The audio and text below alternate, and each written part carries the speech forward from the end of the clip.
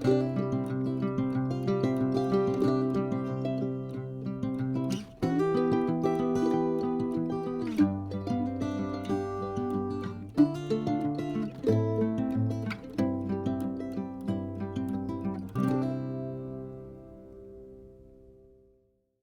everyone, welcome back to my channel. I really appreciate you being here and I hope you've been having as much fun as I have. Today I'm just going to do a few little tips and tricks. We'll talk about the magic knot, the magic loop, why your slip stitch matters, and I'll show you how I do my granny square. There's lots of different methods for granny squares, but I'm just going to show you the way that I do it, and it's the neatest possible way that I feel that I can. So let's get into it. Let's start with the magic knot. This is used simply to join two pieces of yarn together. Taking the bottom piece, wrap it over the top of the top one and then under, then further under itself. You'll see you have a loop there.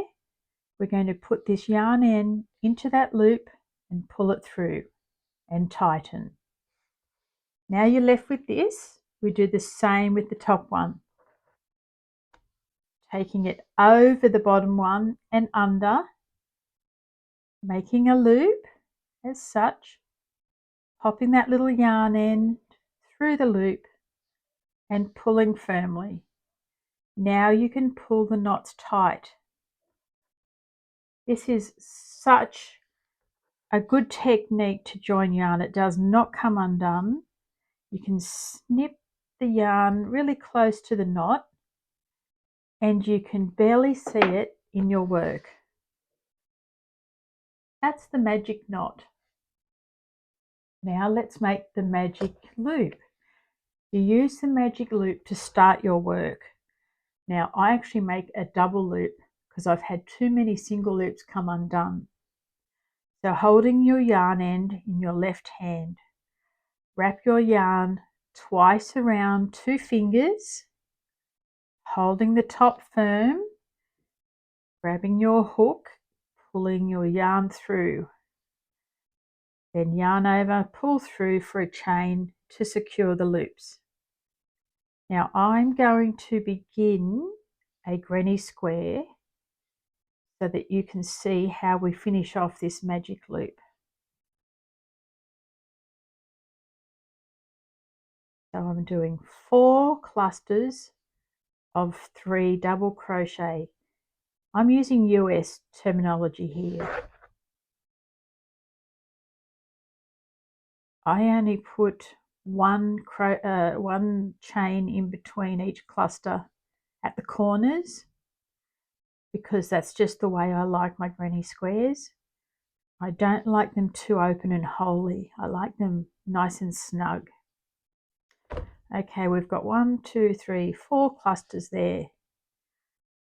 Grabbing your yarn end, tug it a little and you will see which loop needs to be pulled first.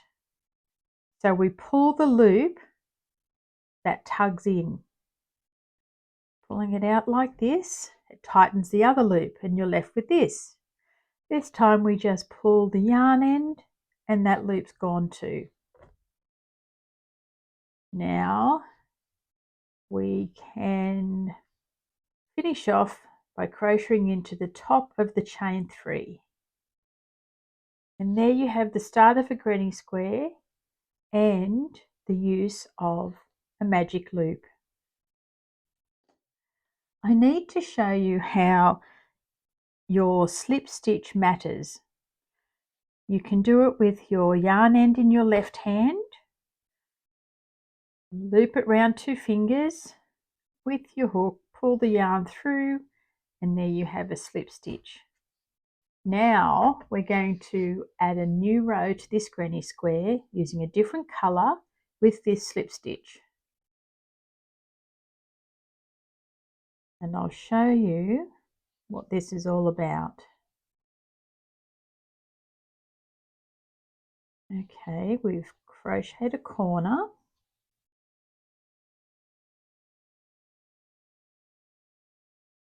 and we go to this slip stitch and it does not move.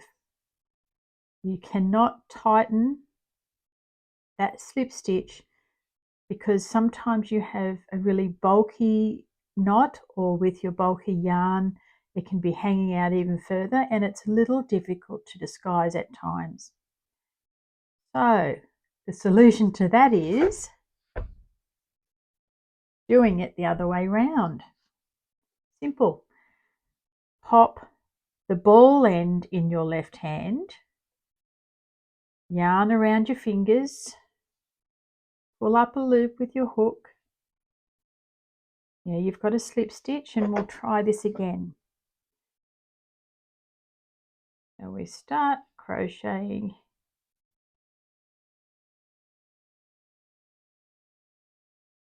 making our corner, starting a new colour on a new round.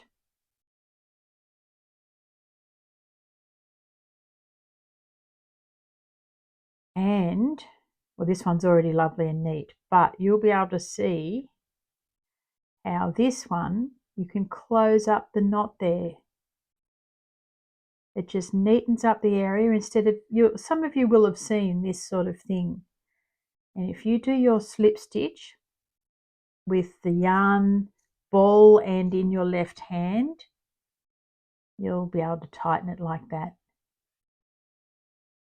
I just want to explain some very basic stitch anatomy because it helps with other techniques.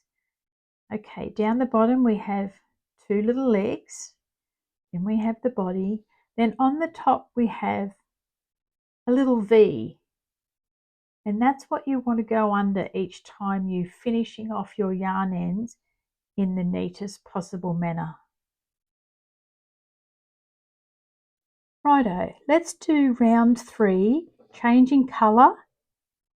I'm going to use the slip stitch where I've got the ball end in my left hand, wrapping it round, pulling it through, pulling a loop through with your hook. Now I do a standing double crochet when I change colours.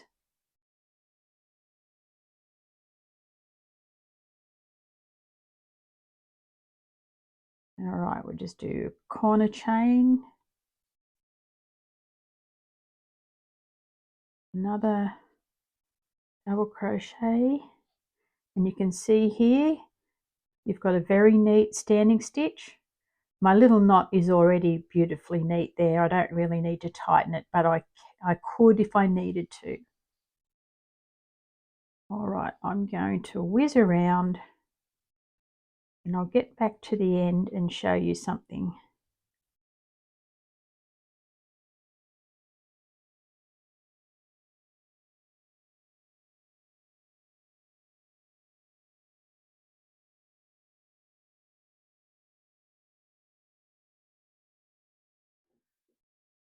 Righto, now I'm at the end of my granny square. Snip my yarn, pull it through. With my darning needle, I'm going to, again, find not the first stitch but the second stitch. Go in under that little V, under the 2 top loops, pull it through, and then back down the center of your last stitch. It's all about trying to achieve that same little V-stitch look that goes along the top of the stitches. Once I've joined my last stitch to the first, well, the second really, turn my work over and I go in behind the very first stitch or the standing stitch so that it gives the impression that it looks just like the others.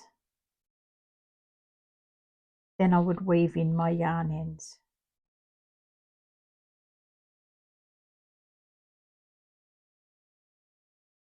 Okay, we'll leave it there and I'll finish that off in my own time. Here I have the neatest little granny square that I can achieve. Now, what's happened here is I have not flipped my work every row. I've left it on the same side, and I tend to do that up to about 4 or 5 rounds, but anything beyond that, your granny square can start getting a real lean on it. And I'm going to show you how we rectify that situation. To keep your granny squares like this one nice and square, the trick is to flip your work over every round. So let's do that with a little demo model. Hang on a tick. Let's make a granny square that flips over each round, keeping it beautifully, well, square. Starting off with a magic loop. Pull your yarn through. I still do use the 3 chain standing stitch for the very first round. 1, 2, 3 clusters, chain,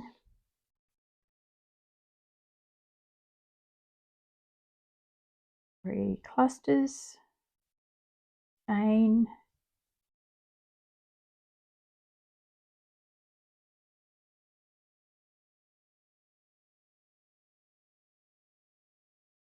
3 clusters, chain, and 1 more to go.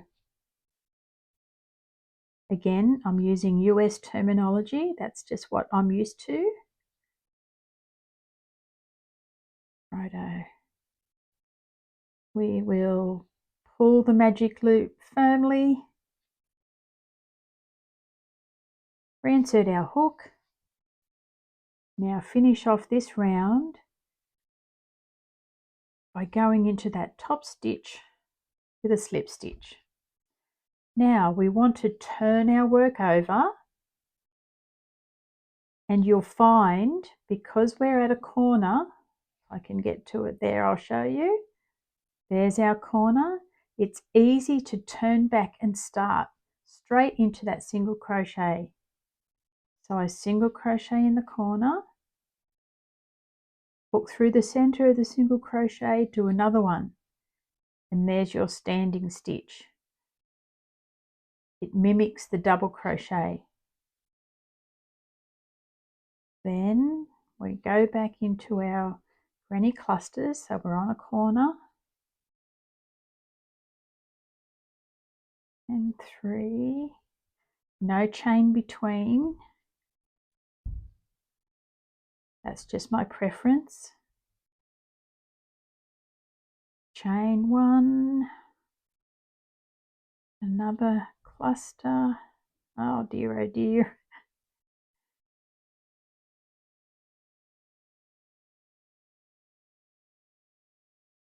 Okay, we're at the end of round 2. Now I will make a slip stitch into the top of those stacked single crochets, turn my work, and I'm going to do a single crochet right into this space here.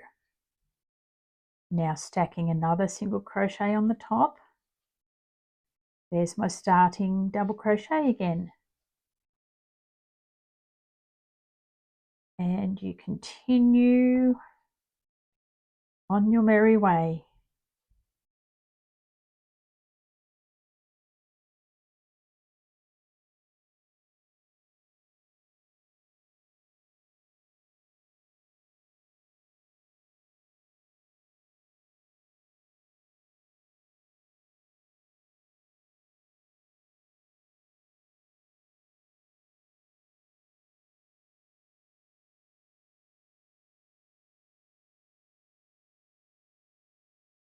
Whoops, look what's happened here. So we need to use the magic knot. Pull that undone a little bit, top yarn out there, bottom one down, a little bit springy, but we'll still get it to work. Take the bottom one over and under, both of them, and then push the little end through the hole, pulling that firmly. Now we'll do the same but opposite to the top one, yarning over the bottom, coming up behind, pushing the little yarn end into the hole, pulling it firmly. Now we can tighten our knot, snip off our ends,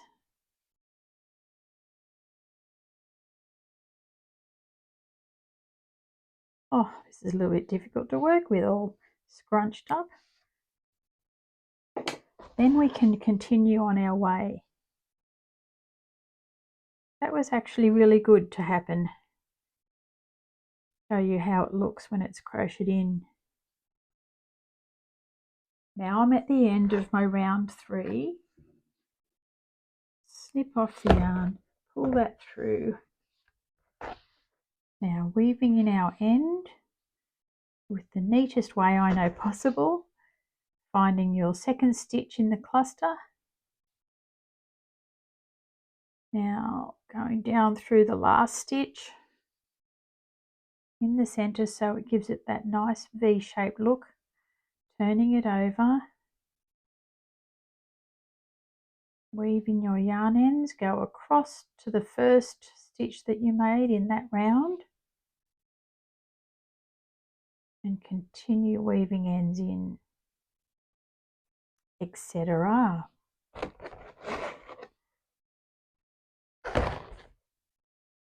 So this is my version of the neatest little granny square that you can get. Oh, I need to snip that off. We don't want that, do we? We can barely see the magic knot. Where even is the magic knot? And we have swap directions each round. Well, that's it for today's little tips and tricks. I hope they've been of some help to you. I know I'm not the most articulate when it comes to explaining crochet techniques, but I was hoping that combining the video aspect with it, that it would be okay. I'm currently trialing 2 different methods of dealing with yarn ends. I won't go into those today because I need to complete the project that I'm doing them on, and then we'll see how they turn out. Okay, so hope you've enjoyed this video. If you have, give me a big thumbs up, give me a like, drop a comment, and please subscribe. Then don't forget to turn on your notification bell so you don't miss the next video. Thank you so much for being here, guys. I really appreciate it. See you next time.